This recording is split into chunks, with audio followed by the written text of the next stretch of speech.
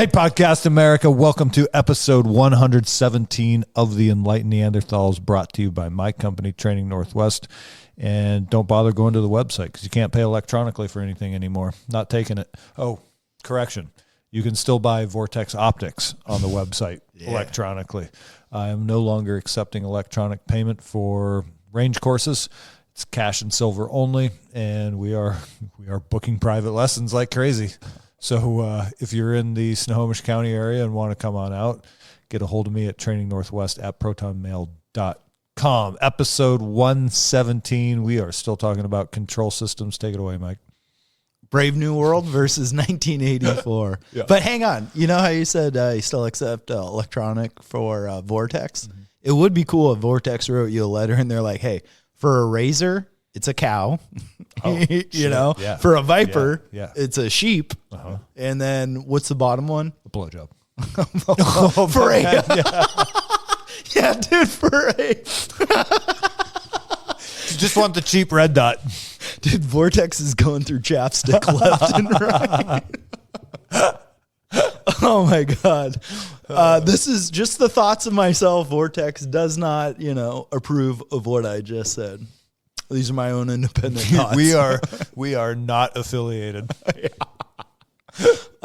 Control systems, 1984 versus Brave New World. How do you control someone? Enjoy the show, you guys. Little toasty, little salty, little cold. The most refreshing drink around. I think should we let the fans know we're kind of back on a chelada kick? We're going to our roots again. That pickle juice did us in. We're back to drink. These aren't quite cheladas.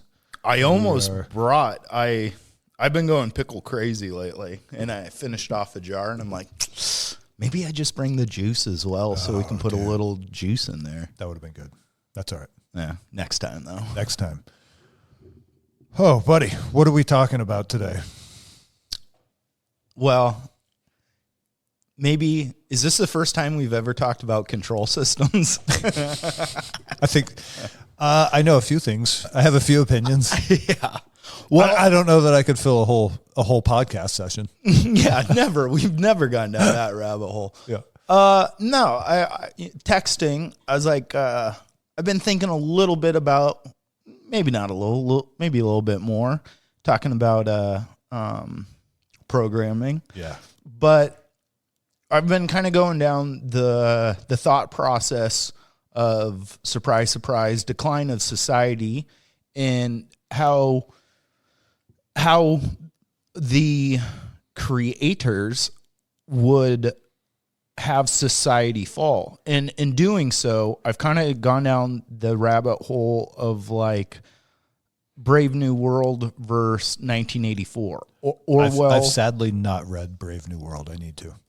It's a good. I've read it probably in 2013, 14. It's been a long time, but I haven't really done 84. Which was written in 48, and they just flipped the numbers. I reread 1984 in 2020 because it was happening. Yeah. Well, yeah, and for me, what I get out of the two is you go 1984, and it's I know it's about like post-war, right? And after the war, how do you control the citizens? And it seemed to be a little bit more. Well, it focuses on the one guy, Winston, who is in the communist system. Is that what? Yeah, it's about politics mainly in control states. I think it was supposed to be more of the Soviet Union was supposed to be like the big brother. What I recall from 1984 was that it was a story of a man living behind the Iron Curtain and about how you can't like escape it. Because he tries to resist, he ends up in the gulag, and in the end, he's right back in his cubicle where he started the book. And through that control state, it seems to be a lot more done with force, with control, language, control of speech. Yep. We never see that. Yeah. Pronouns. Yeah. Yep. And groupthink. A much more authoritarian. Thank you. Authoritarian regime controlling you. I see. It's more heavy-handed, yes, as opposed to like these sort of insidious, or not insidious, but like sneaky programs that are inserted through movies and television and controlled media, etc. Yeah. Whereas Brave New World is more. It almost seems like Brave New World is not even like, they don't really want power because they frame the world around you so much. Why would you need to control someone when you already do through the media, through everything is pleasure? So it's like, oh, why would I even fight when everything around me is abundant? Like, drugs are given to you. Soma, which, Soma is an ancient kind of belief of, what is it? What's that mushroom? That's on Mario. Amosita muscaria. Yeah. And so Brave New World is kind of more like, we'll confuse the shit out of you to the point where we don't have to control. That is the form of control. Sounds like us today. Yeah, well, and I've been not you and I specifically, but well, I think it's kind of, I see it as a mixture of both, because I think that we do live a lot more in the Brave New World. It's like, you look at the foods that we eat, and it alters the way you act and think and how your body turns out, which creates complacency. If you have someone that's completely fat, they're not hungry, you're providing cheap food. Here's hamburgers, fast food, nuggets. You get lethargy. Yeah. And that... Yeah, bread and circus. Yes, exactly. And then, so the other part of complacency is like distraction. Like that phone that you have, you get a dopamine hit from it even when you get a text message, you're like, oh my God, someone cares. I'm popular. Get some milk on the way home. Yeah, right. Yeah. All right, Nathan. It's usually not as much of a dopamine hit as you'd want, but it's a form of distraction that allows you to be sidetracked from maybe bigger life goals and wants. Or just from your own life is really what it is. It's your attention is the golden nugget. Like, we've covered this before too. And it's funny that this comes up because I was just thinking about this the other day. In a observer-creator universe, think like the double-slit experiment, where everything exists as a field of potential until observed. Mm-hmm. And it's the act of observation that collapses the potential into one reality or another. So each human being, every consciousness, every awareness, is capable of collapsing the field into their own reality. And that's where we get into, before we crack the mics here, when I was sort of talking about how I've manifested this really cool life for myself over the last 2 years. And part of it is understanding how to use my attention. Mm-hmm. And it's actually very simple. It's by keeping my attention present in the present moment and with myself. Yeah. And through doing, and these phones or your TV, all of your distractions, even your job, its role and sort of this higher play for control is to keep you distracted from the present moment. Because again, the present is all there is. The future is never here. It's always now. Well, and not even the present moment, but Sorry, let me interrupt real quick. Have you ever read Eckhart Tolle's The Power of Now? I have not. Maybe we should add that onto our reading list as an addendum to our highly educating podcast on time that we did a year and a half ago. Still probably the best podcast still done. Used in many high schools in America. Still confused when I listen to it. What the fuck was I talking about? Yeah. But it makes me think as well of the Caligula, having the vomitoriums, having the orgy sex parties, right? When life is super abundant and distracted towards pleasure. Yes. Pleasure, and it's the opposite of, it's not the opposite, but it's not contentment. So it's false pleasure that leaves you empty. And another lesson I've learned very recently is that now that I've sort of created this life that I really resonate with, the operating word for me on a day-by-day basis is content. Mm-hmm. I don't do much that's super exciting or noteworthy or whatever, but I am moment by moment, very content with where I'm at. Yeah.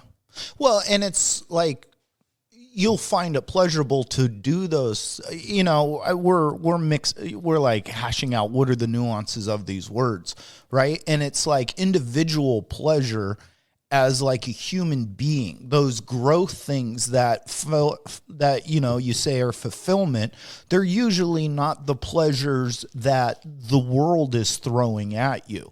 Like the pleasure of the fast food, of the media, of the, of the movie theater, of consumerism, really, right? I feel like so much of what our consumerism is empty pleasure. Yeah, and like that's what feels good for a second, and then it's over and gone. And they try and sell you on those instant gratification pleasures, whereas true life pleasure is usually ups and downs, and it's not like it's harder to define. Yeah. Whereas Apple's like, you know what pleasure is? It's an iPad, and you're like, really? Happiness is a Maserati. Yeah. Right. But only for Bunny. Stupid ass dogs. Why? Why do you need to walk through there? Dumbass.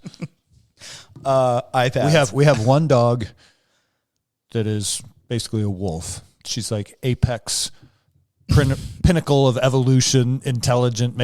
If anything, the reason that she's difficult is because she's out making her own decisions and solving problems. Yeah. Then we have a Bernedoodle, which is consumerism. Yeah, exactly. Yeah. Like, we're going to make the best the dog we can. Yeah. This dog can't think. Yeah, exactly. But it's docile, and it's okay to always be It also around. can't react to children. So it's got that going. She's probably miserable in there while the kids are climbing on her, but she doesn't actually have the ability to react to it. She doesn't know how to bite. The nerve pathways don't exist.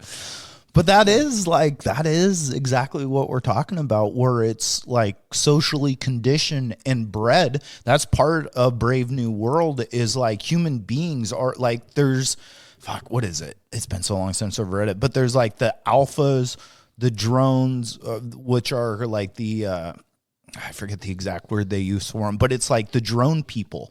And it's they breed them. The gammas, the workers. Yes. Yeah. And they breed them to like have like epigenetically thought out thoughts. Like they make them so they don't find flowers. They are no soul. They're all program. Yeah. So the soul is like, that's your original spark. That's you. That's the frequency, the signal that is authentically you. And man, I guess we have talked about behavioral programming before, haven't we? Where it's like learned behaviors. And if someone has no sovereignty, no awareness of themselves, then they are just acting out learned behaviors all day, every day. And that's what an NPC is. They're not like a non-human like mannequin walking around. They are a person that is completely cut off from their original signal and is living their life completely by learned behavioral programming. And it is wild. Sorry. Yeah. Because I left a healing ceremony Sunday where we literally are helping people recognize their behavioral patterns that don't serve them so they can end them. Right. And so we stopped at the grocery store to get a few things, and it was fucking wild, bro, because I literally felt like I was standing in the produce section watching mannequins walk around. Yeah. Because you can see that the light in the eyes is off and they're just do. It doesn't mean they're bad people. It just means that through circumstances of their life, they've been completely shut down. Well, it's also like, once again, consumer. And it is society has been created this way on purpose. Yeah.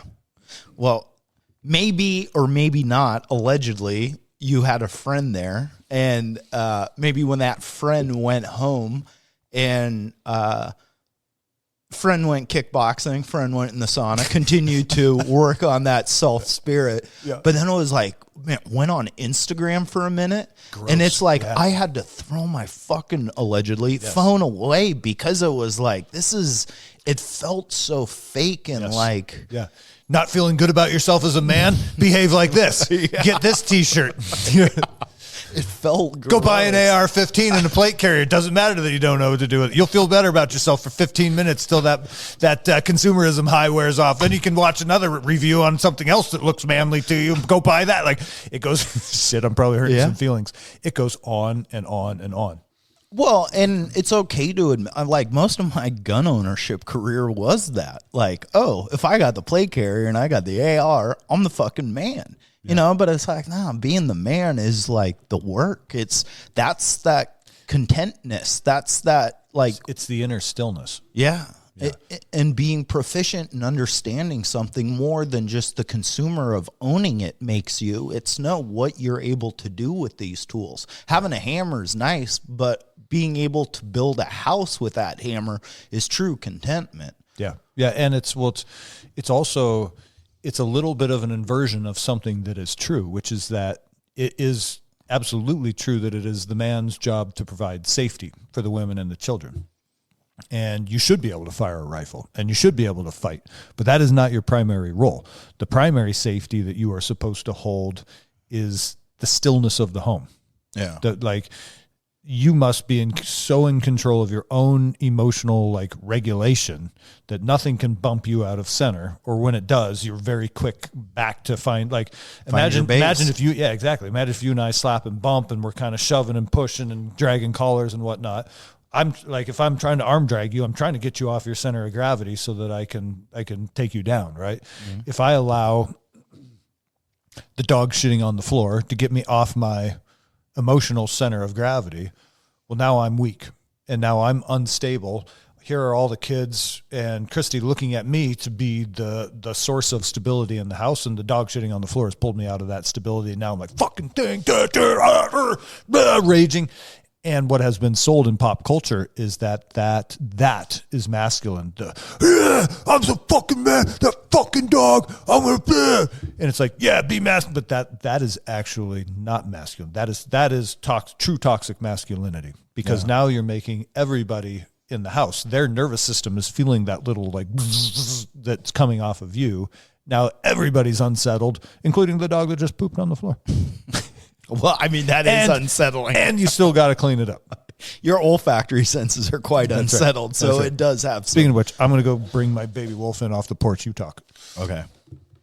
Hello, America. This is your favorite podcast host, Mike. And what Tobin is hitting on, I believe, is like what we're kind of talking about with that false sense of security. Like you were just saying, like, what people think of being a man is that, like, I need to be loud. I need to be the gorilla. I need to bang my chest, right? But the true gorilla is the guy that doesn't have to bang his chest, and yet he still instills fear upon those around him. The king of the jungle barely opens one eye. Unless Godzilla comes out of the ocean. Yeah. Because he knows that he is the bad motherfucker that nobody can touch. And I think it's true for the woman too. Like, Danielle and I were talking the other night about this, and it's like, you know, you hear that term emotional, not stability, but emotional awareness or emotional strength. And it's like, yeah, it goes for both ways, because if you have a situation in life and it's a woman and something happens and they instantly start crying and falling apart, it's like, yeah, you're providing instability in the situation.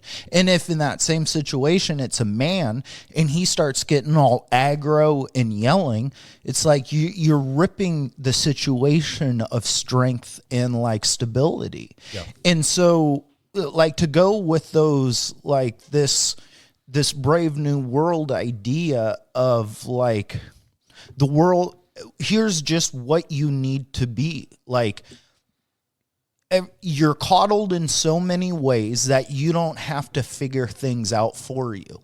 Everything's figured out in a way. Like, every pleasure's given, every bored moment's hit with something that makes you not bored. And instead of, because sometimes those boredoms or those moments of not knowing are what, like, define you and make you a better person, because those are the moments that you're able to level up, because you really honestly think about the situation and what you want a good outcome to be. Yeah, it's another reason why all of the electronics are so destructive for kids, is because boredom was so important, because that's when your imagination came out. Like, you need time to go internal.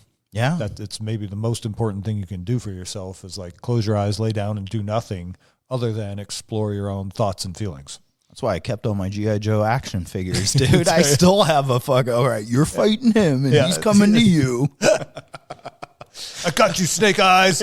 Not today. 42's awesome, let me tell you. Now we can afford more toys. Yeah, that's right. Now you can get the Cobra helicopter.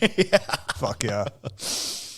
But so that's kind of like the Aldous Huxley idea of like Brave New World, is like through distraction, that is conformity. Like there's no highs and lows. It's like everything's just kind of provided. And so it robs you of your sovereignty of figuring out, of like becoming, of being the person that's stupid that then invents fire or the wheel, right? Those are those moments that make people like become the next great thing.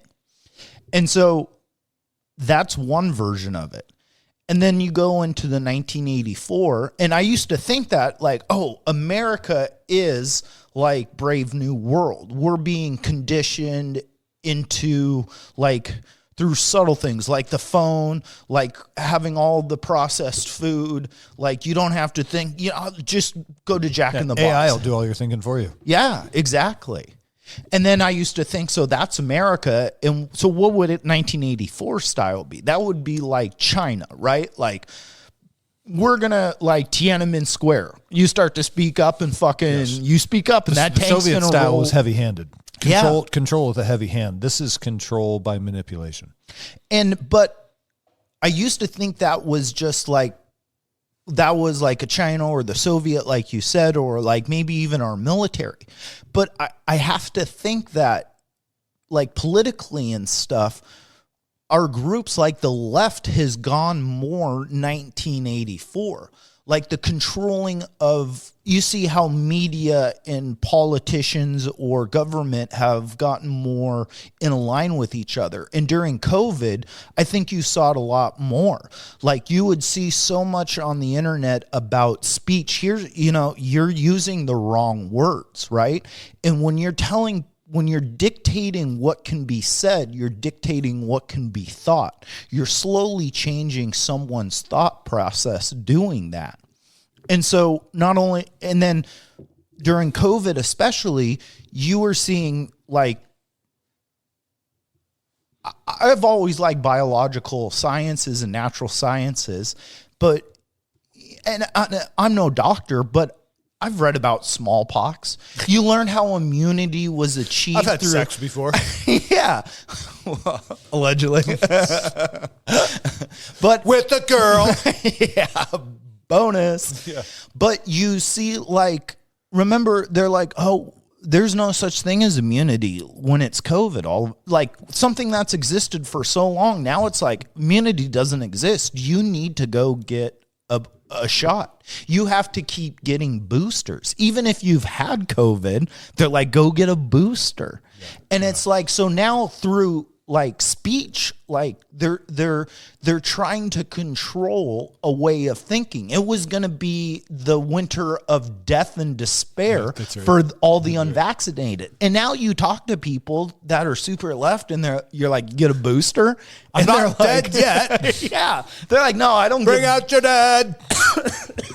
They don't get boosters. I feel fine. Yeah. Great movie, dude. Yeah. Great movie. But they don't get boosters anymore. And it's like, hey, what happened? I thought you constantly had to do this. This was something that was going to continually kill people. And so, like, what it seemed like the left used to be about, like, the freedoms and stuff like that and individual thought, they went hardcore into that 1984, like, if you don't follow these guidelines, if you don't adhere by these rules, you're out of the group. You're out of the gang. You're a bad citizen. You don't add to the flavor or the uniqueness of America because you're against it. And it was like, oh my God, this is a complete control state through a heavy hand, right? And the people that say that they were for individual freedoms and rights are now becoming the people, the Soviets of 1984, that control state. Yeah, I think the MAGA side is also going that same direction, just in a more technological way. Like Palantir and Flock AI are expanding their presence in America.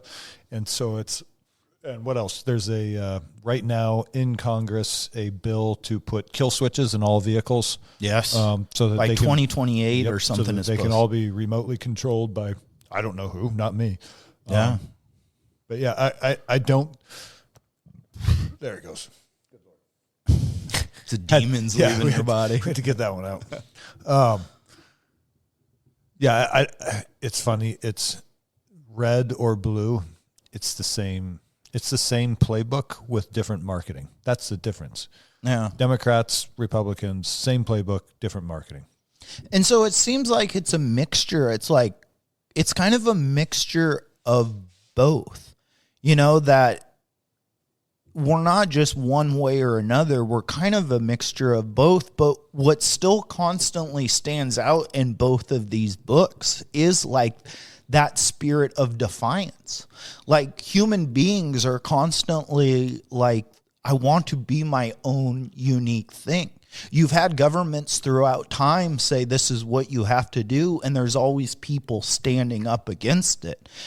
And like you said, they are the same thing. Dave said it. I'll say it again. Dave said it the best. It's the same coin, just with opposite faces.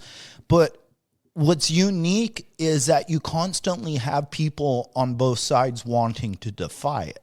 Like they want to stick up for the FU in a little bit. Like there's part of life is me figuring this out on my own. That's what creates the unique. That's what we're here for. You came to this earth to have an experience. Whether you believe in God or in atheism, you're here.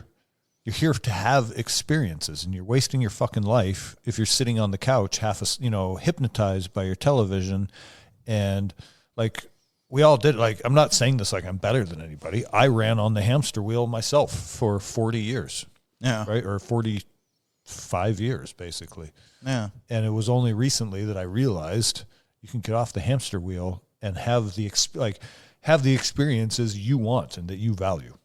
But just as organic as it is to have the human spirit of defiance, it almost seems like it's kind of organic that there's always going to be someone that wants to control. Like it's constant. And in a reality, in a universe of polarities, the control will always beget the resistance. Yeah. Hence, here I am. Yeah. But it's in even storytelling through, like, look at Star Wars, it's the rebels versus the Imperials. Yeah. It's constantly this battle that mankind seems to go through and fight. Now, the scariest part about that is, sure, we're doing this battle over again, but technologically, we're way past catapults and bows and arrows. Yeah. So what does this battle look like in this time or in the future? I think the battle, the saying, the original revolution is in your mind. Mm-hmm. It's when you realize that you are sovereign. There was a distinct point, maybe not like an exact moment in time, but like a couple day period where I came to the real truth. Not just my mind saying, I'm sovereign, of course I am. It's when your nervous system again catches up and your nervous system clicks into that. I am sovereign. I cannot be touched again. Yeah. And that people hear that and they're like, well, someone could come punch you right now. Like, yeah, they could. They could shoot me and kill my body. They cannot have my consent ever again. It's not possible. Well, and I think we're at a greater time too, because our biology has not caught up to our technology. Oh, sorry. What were we talking? Oh, fucking I lost track of the. You're good. I got distracted. I blame marijuana. A constant fight for sovereignty and a constant fight for control. states are both, it's like it's organic on both sides to kind of be constantly going through these motions. Oh, fuck. I don't know. I lost it. Well, keep kids, don't do drugs, kids. Or jujitsu. But it's like, what makes me think that this could be more of a clash of this constant battle of both sides is, like I said, yeah, our biology hasn't caught up to our technology, and the ability to dupe people and, like, you know, control it or form narratives, it makes it more alluring for both ways, whether it's your Brave New World or the your way 84. to counter the increasing military technology is not with technology. It's with an increasing awareness of your own self. And so have you read about, there's all these rumors about some weapon that was used down in Argentina where all the Argentinians felt like their skulls were collapsing, their insides were on fire. That is because, in my opinion, they could not hold their own vibration because they don't know it. If you are not aware of your true self and you are a vibration, right? Everything in this physical universe vibrates. So this beer can has a vibration, the table has a vibration, Mike has a vibration, I have a vibration. If you are not aware of what is yours, then you can get sucked into other people's bullshit. This to me sounds like a weapon that works on that. This is like actually, in fact, I texted it to Tyler, and I was like, this is something we are going to have to learn how to counter. Like, you're going to have to be able to be so centered in yourself that you can feel that coming on and be like, actually, my internals are not on fire. My skull is not collapsing because I know this is an outside signal. And part of what we are learning in these ceremonies is how to recognize what is mine and what is not, what is false, truth versus false. And so when I recognize things that are true to me, that's what brings me into my sovereignty. And that's what gives me the ultimate confidence to say, like, I can say some things that no one can take away from me. And they can beat me to death. They can put me in a cage. They can do all these things, but they can't take that truth away. Truth is so fucking powerful because it cannot be denied. And in a society that has been built on lies, it has a shaky foundation. And now things that are true are starting to come out. Like, we know all of our politicians went to Epstein's Island and fucked little kids, or at least most of them, right? Yeah. We know about Diddy parties. We know that the government, like, we know about all of this corruption. The lies are falling apart. And what is left is truth. Truth always stands. Sometimes it takes time, but it can never be, like, it's a rock that can't be crushed. Yeah. So even if it's covered up for a bit, fine, it never breaks down. And so understanding your own vibration and being able to say, like, there are things I will hear somebody say something and I'll be like, that's not true. And I can't really put a finger on how I know, but what I know is that the vibration that they are giving off is not one of truth. Yeah. And so I can look right at them and be like, well, you're lying. I don't say that to them. But I know when people are talking to me and they're lying. Do you really think that whatever they used in Venezuela, like, it affects, like, the weaker kind of people? No, it's not weakness. It's asleepness, basically. It's unfamiliarity with themselves, which is almost all of us. Again, myself included, up until a year and a half, 2 years ago. But I mean, we've seen this, like, what was it called in Cuba? Havana syndrome, where people reportedly getting sick and stuff like that and had headaches, and they're like, oh, I feel like some concentrated weapons being used against me. To me, it's just like, this is the scariness again of, like, technology on the next war front. Yep. You know, it's not necessarily bullets; it's invisible bullets. Back to Star Wars, as the Empire became more and more technologically sophisticated. Look at the Jedis. Yeah, right. They just maintained the old ways, and in the end, that's what. Which also, coincidentally, do you know Jedis are a real thing in Hinduism? Are they? Yes, they are. And here's another. Star Wars has so many interesting parallels here. George Lucas must have been on done that. Yeah. The Ewok. So if you think about, like, I think it's the second movie. Remember, Luke Skywalker goes into the swamp. Yeah. What is the swamp? The unknown and chaos. It's his subconscious. Yeah. And what does Yoda tell him? He says, "You're going to find the thing." He says, "What am I going to find in there? Your worst fear." So he goes into his subconscious unearths his worst fear, his shadow, defeats it, releases it, and now he becomes unbeatable. So really, like the deep level that we are headed towards in these ceremonies, like as you progress through them, is you're headed into the shadows in your subconscious so that you can address them and release them. Yeah. They don't go away. They're still there. It's just you have dealt with them and released that negative energy that they hold in your life that you are unaware of because it is subconscious. That's the problem with the Star Wars movies. Like the old ones were more esoteric and were like more, they had more the like. new ones were just Jar Jar Binks fucking stupid bullshit. It's a bunch more just Go blow myself. a racist alien, dude. He sounded like an old, Oh, my God. And there was a black stormtrooper in one of them. Like, come on, guys. We know that wasn't happening in the original 3. Get the fuck out of here. Diversity. Trying to make this shit woke. It is true. It is kind of like all the, like the rebels, like all of a sudden in the new ones, you start having like, oh, there's a black guy, there's an Asian But also person. from that story, I can't remember which one it was. The guy with the black stormtrooper, that parallels my situation in Mosul, Iraq very, very closely, where I've told that story a bunch of times. We broke into this house, and then here we are, all these women and kids screaming and guys pointing guns, and it's like, oh, fuck, we are the stormtroopers.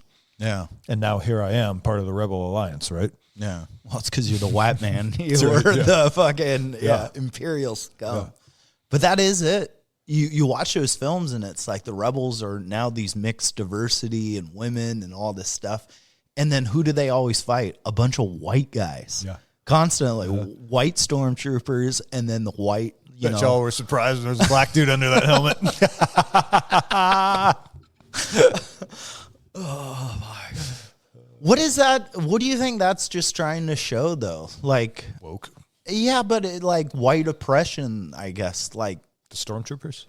Just but the like. You don't think a full bodysuit of white plastic makes sense but on a tropical jungle planet where the Ewoks? Yeah, but all the guys, the bad guys too, when they take off the mask, or all the generals and stuff, it's not like, oh, here's a black like imperial guy, or here's a black or an Asian. It's the patriarchy. Yeah, it really is like, it does feel like they're like the white man is the problem. Don't get me wrong. We've had a good run at being oppressors, but it, like I said, I think throughout history that it's all, whether it's a Genghis Khan or stuff, you just constantly do have. I also think it's funny to turn oppressing into a racial thing, because it's not white people or black people or native people or Asian people who are oppressing. It's systems. Power. It's the church. It's the state. Yeah. The people are just doing what they're programmed to do. It has nothing to do with the color of their skin. Well, and the church has done it so well. Look at all the religious wars. So Rome swept north out of the Mediterranean, killed off white people culture way before the Bible was written. That's why we have very little knowledge of Celt and like Gallic culture, right? They murdered all the pagans, right, in Europe. And then actually, if you notice, the American eagle is the same symbol as who? Rome. Yeah. So then Rome changed its branding, crossed the ocean, killed all the pagans here. So it wasn't white people who came in through and killed all the natives. It was the Catholic Church, the Holy Roman Empire, killing off pagans in Western Europe and in North America. Do you think that's part of it? Like you look at the Holy Wars and the religious war and like the Crusades, of going into the Middle East and stuff. And control again. Systems, buddy. Yeah. Islam and Catholicism fighting for control of the Middle East. You think that's still part of what we deal with, like the whole the Gaza and Israel type stuff? It's like, once again, it's a modern version of the Holy Wars. Like it's their crusade. I don't even know what to say about Gaza. Gaza's like an extermination. They just wanted that land. But that is a crusade into what we feel is rightfully but it's almost like they dropped the pretense. Like they staged a false flag attack and then we're like, fuck it, let's flatten it. Yeah. Or maybe they didn't maybe it was a real attack. Either way, flattening apartment buildings is not the correct response. Yeah. Well, we did well in Iraq flattening apartment buildings too. Yeah, it's just, once again, and you look at like the wars we've had, You know, like take Iraq or Afghanistan, and it is like that same thing. That's the 1984. It's not like, oh, we went into Mosul or those places where like, here's the coolest cell phone, here's, you have nightclubs, here's tons of food, and got them to a point of like, there's a Jack in the Box on every street. Where? Like in Iraq and stuff. No. But that country was shittier when we left. But I mean, think of it if you went Huxley style. Like if you went Brave New World, you invaded a country and you went Brave New World. If you went Brave New World, you would put Burger Kings and Jack in the Box on every corner. Dude, you would when was make. The last time you had a Jumbo Jack? It's been a while, but I do remember they're quite good. Actually, they're so fucking good. Do you think they still make those? Oh, of course, dude. Oh my god.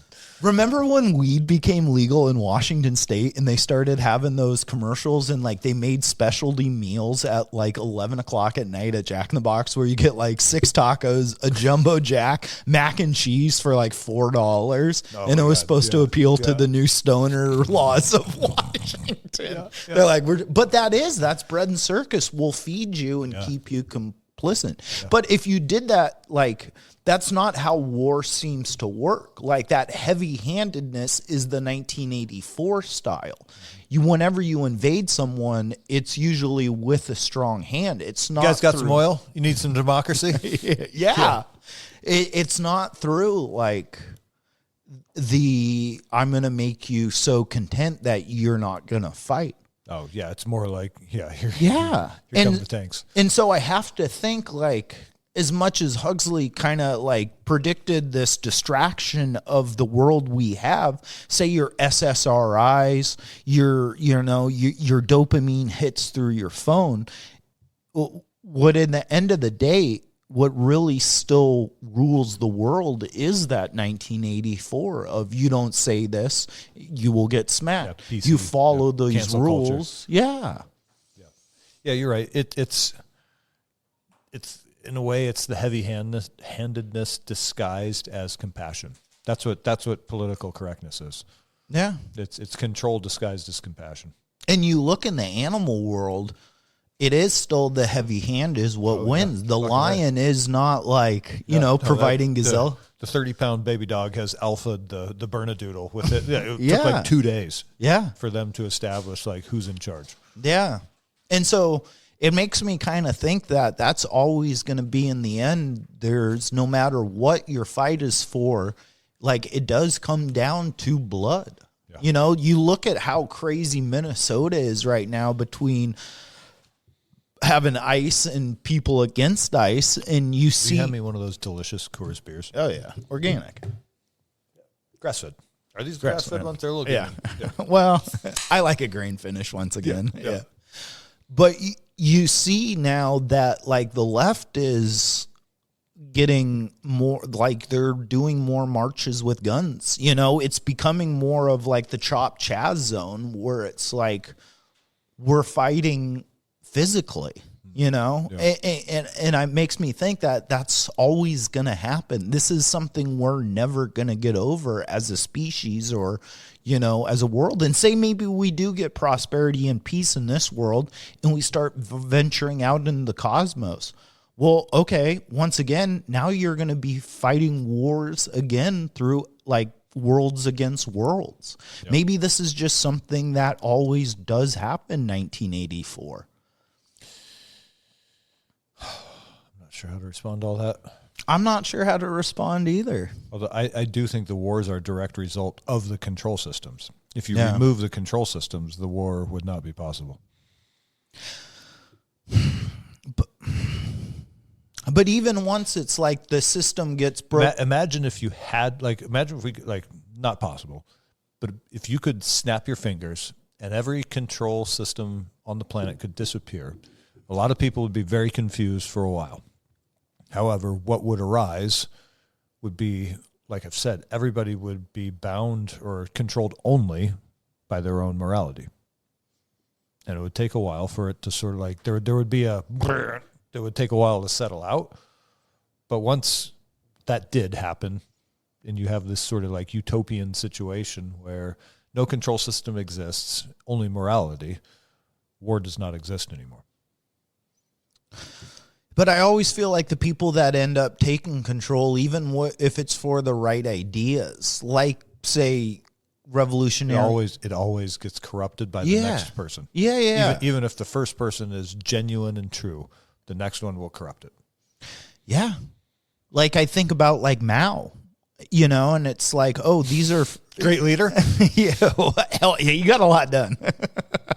He really rallied the troops. But let's address him correctly, please, from here on out. Even you read Marx, like the Communist Manifesto, and it was against like the bourgeois class against the workers, Right, but look how they pitted sides, red versus blue. Yeah, but that's what I mean. It always turns into then another fight. Like the fighting never stops. Right. And again, because everything in our reality is vibration and polarity, MAGA begets LGBTQ. And LGBTQ begets MAGA. And you can't really say which came first, the chicken or the egg, because the reality is, as that axis expanded from the 0 point, they both came, like they both have to expand their intensity equally. Yeah. So one creates the other and vice versa.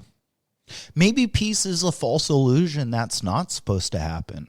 I disagree. Human growth is through trial and tribulation.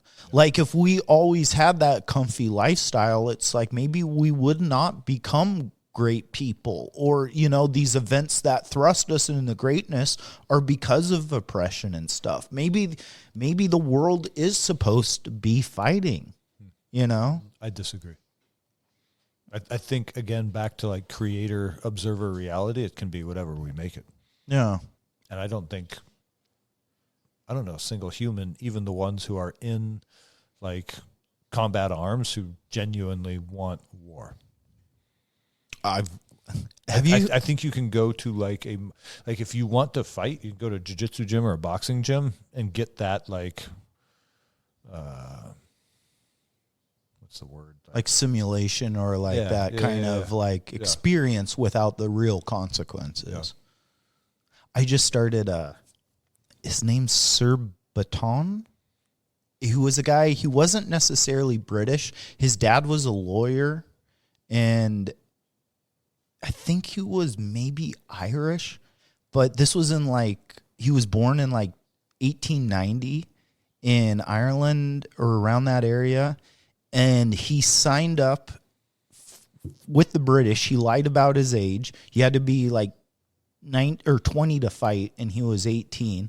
And his dad sent him to Oxford, and he started reading about war. And he's like, war's awesome. I want to go to war. So he lied about his war or his I will say this, that it was an exciting adventure. Yeah. Until there was a distinct turning point, which is that night we just talked about, where we raided that house. Again, women, kids in the kitchen, men pointing, and it was like, oh fuck, we're the stormtroopers. And that was the night that war turned from exciting adventure to something that began sucking the life out of me. Yeah. Well, but then there's guys like this guy where he lies about his age. He goes and fights for the British, and they go into, I think it's first India, when British is invading India. Yeah. And he starts fighting. Within that first skirmish, he gets shot in the eye, loses his eye, gets shot in the hand, right? He gets sent back to the medics. They see he's not of age, and they send him back to England. He works for England, becomes a citizen. Then he goes, I want to keep fighting. War was awesome. They send him back into war. He gets shot in the leg, right? He goes to the medic tent. They heal him up. He goes, I want to go back. And so he goes back to keep fighting in India. World War I breaks out. They send him to World War One.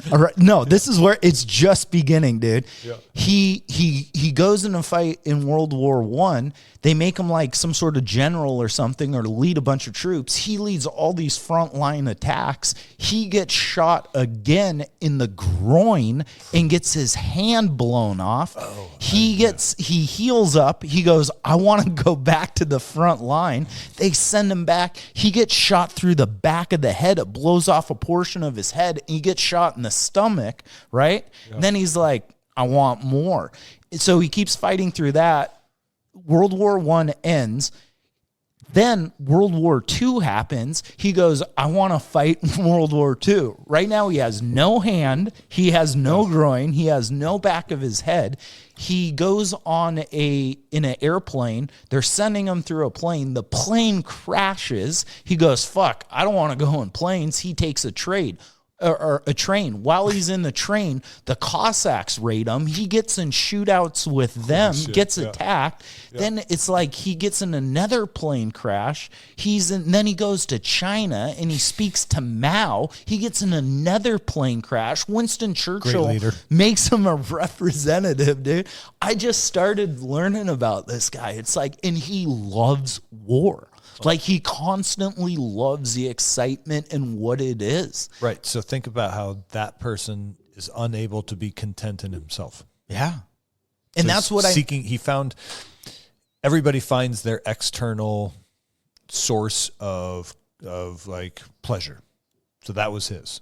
Yeah. Right. So it's because he was not able to just be himself. But there's always going to be those people. Yes. And they ruffle. Maybe it's like 90% of the world wants peace, but just that 10% that want control and chaos, they're so like psychopathic that they shape the world around us because of the chaos of a couple people. More and more, I'm starting to think of it as a test, like a crucible. So recognizing the hamster wheel, like literally the symbolism of the black cube of Saturn, and exiting the grind. That was a test in my mind. I think that was intended as a test. Like, if you want to continue on this path of like internal evolution, you must pass certain bars. Yeah. And so I think a lot of these things are tests that are presented in front of us to see if we can maintain our own sort of presence and stillness and let it wash around us and wash over us. Yeah. But I think sometimes like being in the chaos can be fun. Like I think about... Oh, hell yeah. That's why it's so attractive to so many people. But I think about some of my best, like what I loved most about my martial arts career. And like when I first got into it, just like many people at the gym, you see people become obsessed with doing it. And training became life. It was so exciting. Not only because it's like, you're developing new skills. Until you get to purple belt. Yeah. And it's like, oh, fuck it. Yeah. And then it was like, then I signed up for my first fight. Yeah. And it's like, okay, I'm going to go fight. And it's scary, and it is this thing. But in my head, it's like, boy, if I win this fight, it's going to be different. I'm going to be a different person. I'm going to be a winner.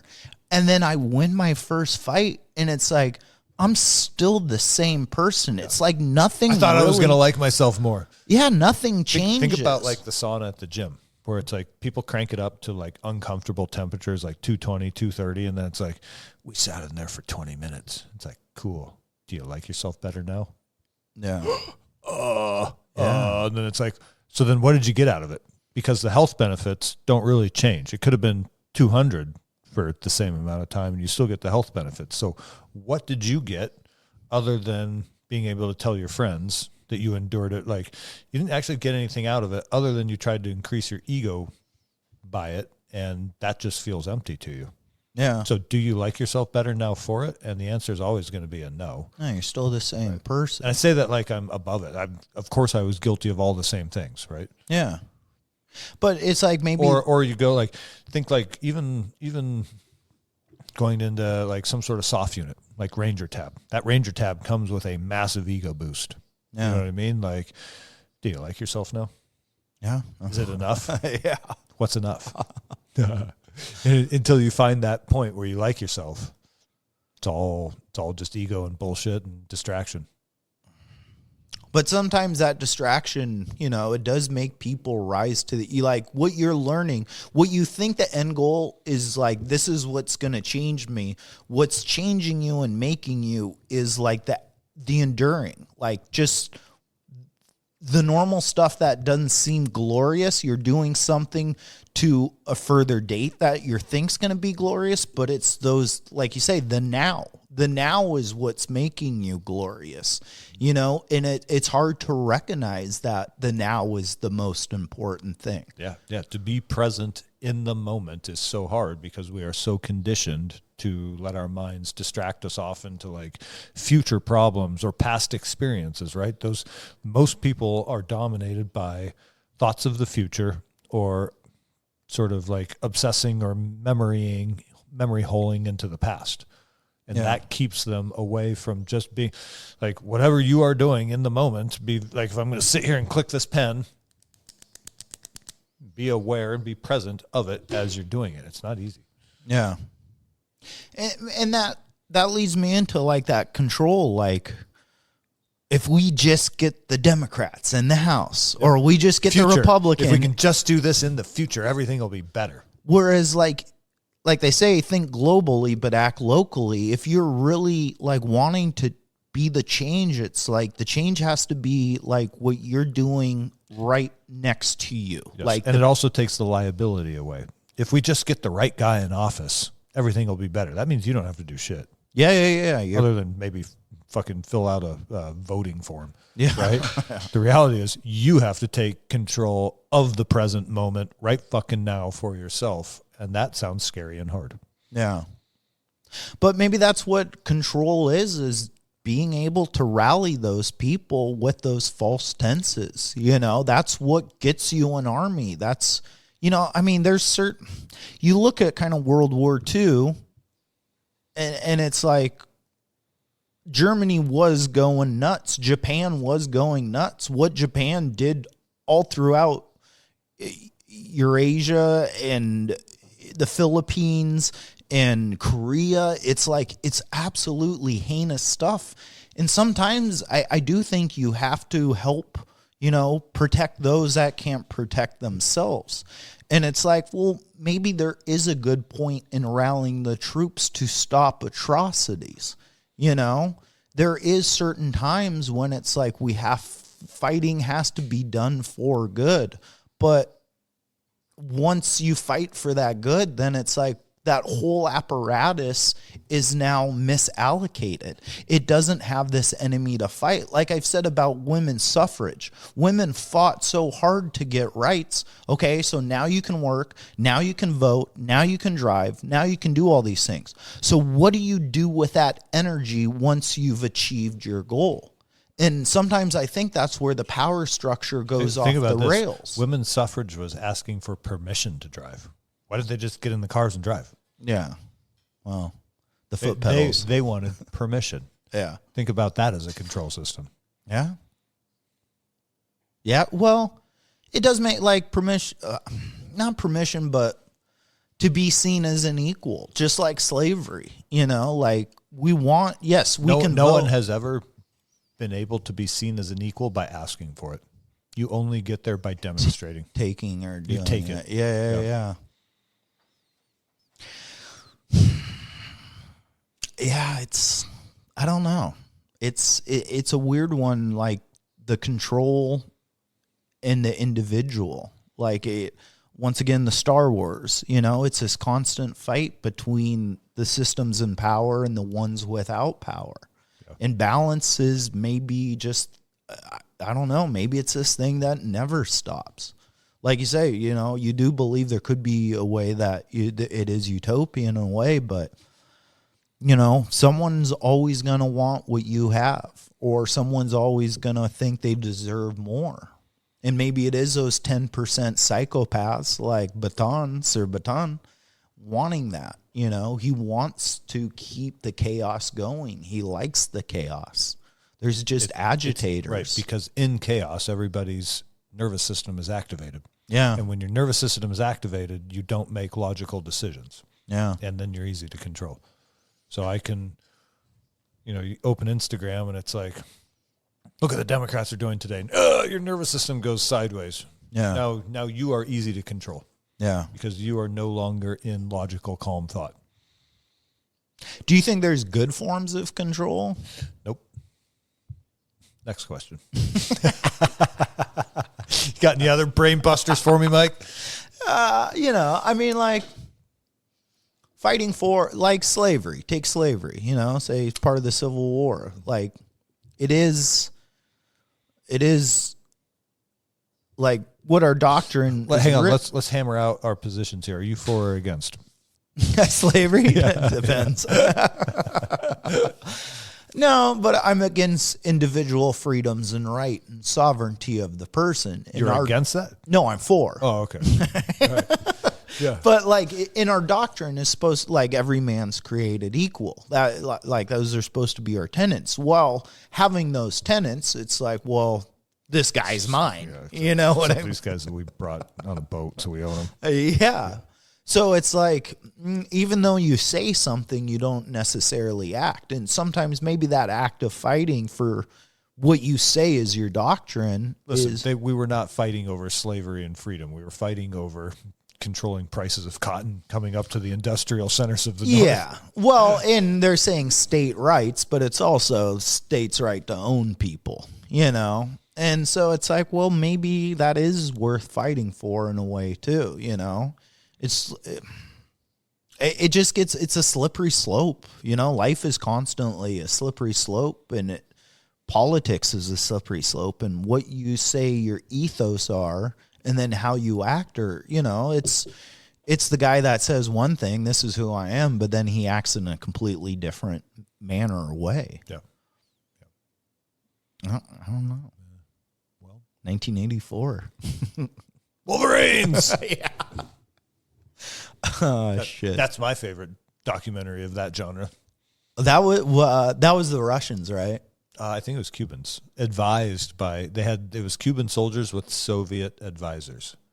Let's be honest. The Cubans are going to take over America. Okay. Let's be honest here. I don't think so. How many hundreds of times have you watched Red Dawn? I think I've seen it twice. 350? No. I've seen the second one too, and that was North Koreans. Second one. Yeah, they redid it. No, blasphemy. And it was North Koreans. Get the fuck. Do you watch that? We can't be friends though. It was. There's one and only one Red Dawn. Patrick Swayze and Charlie Sheen. That's right. Charlie Sheen was in it. Fuck yeah, he was. I forgot about. He got executed. Did he get executed? Maybe no. Maybe I remember the teacher. No, he was the one who did the execution. Yeah, the kid who sold him out and like gave the tracking device to the Soviets. Yeah. And came and fought in the mountains. Dude, that shit is badass. Then they all started getting PTSD, like when the tanks were coming in the hills, and they're all like their friends are getting blown up and stuff. Then it got real. Oh fuck. Yeah. But even that story, it is like, the rebels fighting the that oppressors. Was control. That was like, hey, if the Soviets invade, this is what we expect you to do. Go to Big Five and arm yourself. Yeah. All right, get a lantern and a 30-06. We're taking on the Red Army. It was pretty much deer camp fighting the Soviets. Dude, that's badass. Deer camp versus no the wonder Soviets. I like that movie so many times. It is. It kind of combines everything. Those are good movies. You know how much I love 80s movies, and those tropes just don't exist anymore, but that is, to me, that was a fun, like this hot dogs or the ski school, like fighting the German team thinks they're the shit, and we're the ragtag locals. Even like Die Hard. It's Hans Zimmer, the German, starts stealing the gold. And that's nationalism. That's a little bit of pride. But and then you kind of think about it, and you're like, oh, maybe that is a control state. Like, that keeps us separated. These fuckers. Yeah. Dude, I watched a really good documentary. Hang on, think about like nationalism and the fact that it's all predicated on imaginary lines in the dirt. Yeah. So people will fight to the death over a line that you can't go find. You cannot find the border in the dirt. I guess where the wall is, you can. Yeah, that is a border. It's 3 feet tall. But it's an imaginary line that someone just decided, like, okay, on this side of this little line in the dirt is this, and on this side is this, and people are like, America, Mexico, Canada. You know what I mean? It's like, well, it's all fake. It's all fucking fake. Passports didn't exist pre-World War I. Passports were invented after World War I. You mean sovereign human beings were allowed to travel? Yeah, they said most people would have calling cards, which I am super behind. I would love to have hand out a little calling card. Mike is calling on you. Why does it smell funny? It's where I keep them. Yeah. But that is because we had the Civil War, and then you go into World War I. And the start of World War I was like cavalry riding into machine gun fire. Yeah. And I think the people that were in power in the world were like, holy shit, things are changing. We kind of got to keep tabs on people in They were the like, world. holy shit, we killed 1 million people in a day at Verdun. Yeah. They were partying, dude. And I do think, the control state really started a lot more after, like, the New World control state started after World War I. But it is weird that we kind of did disband we did disband our military after World War I. We had to have the great, build up to get back into World War II. Yeah, correct. But once World War II happened, we never disbanded. We just kept going. Then it goes right into the Korean War. Then it goes into the Cold War. Then the Cold War stuff goes. Yeah. And it just, it didn't slow down. As much as I love World War II, it does seem like World War I was the pivot shift. Yes. Well, so during the Civil War, you have the Act of 1871, which creates the United States Incorporated. So rather than just land, it now becomes an actual company incorporated in Puerto Rico.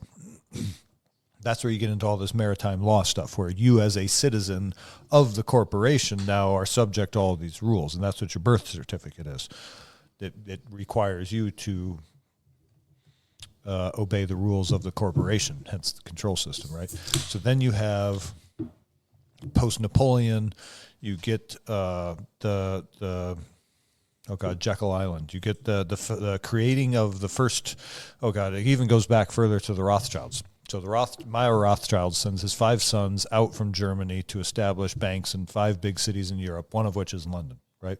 So from London, they begin funding both sides of the Napoleonic War. And for the first time, they realized that rather than giving out loans to individuals, the real money is in giving out loans to nation states, because nation states have all of these subjects from whom they can collect on, and they're much more likely to pay back their loans and not default on them, right? So then they realize in these Napoleonic Wars that they can fund both sides, and it doesn't even fucking matter who wins. In fact, it's even better if both sides keep fighting, because the more they fight, the more material they need. Yeah. The more material they need, the more weapons they need, the more money they need to borrow. So now they've got both sides borrowing money. It doesn't matter who wins, because they're both going to pay it back with interest. That leads us into the federal, or I should say central banking, the Federal Reserve, created in 1913. World War I starts immediately after. Yeah. Now we're redrawing historical lines in Europe, which creates all kinds of fucking problems. Like, think about Yugoslavia, where they mixed in all the Serbs and the Croats and the Muslims, and they were like, that wasn't an accident. Like, somebody said, hey, this is a bad idea. They're like, fuck it, let's do it anyway. Let's see what happens, right? Yeah. And so really, the redrawing of the lines in World War I is what a lot of historians just consider World War II to continue. There was a pause, and then World War continued into World War II until we had destroyed all of Europe and all the industrial bases were gone. So really, there was no more material to fight with anyway. So they had to take a pause, and now here we are. But now we're in a weird spot where China is developing even more. It's hard to say. They seem like an empty.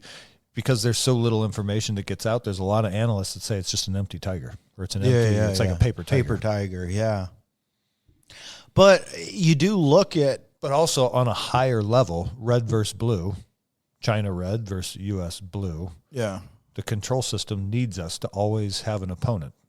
So China will continue, U.S. will continue, because we must always have the threat of the other. It's polarity. But you do look at like the 100-year plan or whatever that China has, and it makes me think about the Opium Wars and like what the British did to Chinese, bringing opium into Hong Kong and stuff. And it does feel like there's a lot of similar parallels, like with fentanyl. Like, fentanyl is all the stuff to make fentanyl comes from China. Yep. And it's poured into the United States, and it's dispersing even more throughout the world. And it is like, oh, is this a slow get back? Like, hey, you know what worked against us? Why don't we do that again to the rest of the world to start destabilizing it? Yeah. Let's can we take a pee break? Yeah, pee break. All right. We're back. Control state. Opium Wars. China bringing fentanyl into the U.S. And that is kind of like the Brave New World Huxley. Like, those drug cities in Seattle, in L.A., all New York. I mean, look at all across the United States. Even the little Appalachia, like all of it. Yeah, you're making like complacency. Like they don't want the iPhone. They don't want, like, they're happy. They're not happy, but they're okay living that life to the point where life, getting those drugs in them, is what makes life good, you know. And as long as I get my fentanyl, I don't need a bunch of food. I don't need a bunch of money. I got this tent and I've got a needle, and that's it. You know, that's that is a form of control. That's what the English did to the Chinese, you know? Yeah. And it is weird to think that it's like, you don't need that heavy hand in 1984. Fuck, you don't have to sacrifice soldiers. You don't have to sacrifice love or lives. If anything, like, you're making money off of it, and you're getting automatons that'll do whatever, you know? Hang on a second. More dog bullshit. More dog. Your dog and myself probably have the same bladder size. I think we pee at the same frequency. Maybe you give her a Coors Light. Coors Light. Bonnie Bear, you want to want Coors beer? Light? Yeah. Bonnie hammered. That would be a weird dog. A Labradoodle with a buzz. She's already affectionate enough, you know. She got a paw hanging on you. You're my best friend. Yeah. Oh my god. Well, is that control state? I don't know. I guess I'm out of inspiration. Yeah, it's late. But it is, you know, all these things. Like, it's not like there's one book or like there's one narrative. This is how it is. That's what's weird about, like, these topics in these podcasts, is it's kind of all like, what do you think? You know, I guess here's how we wrap this up is how if you are someone listening to this, how do you get yourself removed from there's a level, or there's a degree of removing yourself from the game so that then you can observe it. Mm-hmm. You know what I mean? Like, there's a point, and I don't know when I crossed it. Really, it's like all of a sudden you start to see all the different, instead of just assuming that this is the way life is, you start seeing it as the pieces on the chessboard. You're like, oh shit, it's being controlled by the same place. Yeah.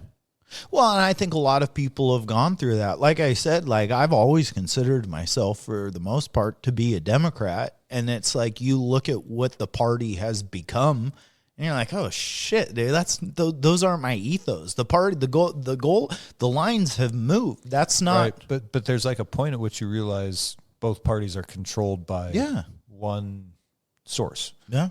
And it's not actually a two-party system. It's a one-party system with branding on both polarities. And I don't know how you get people to see that. Maybe it's just because they don't want to. They like the comfort and the familiarity.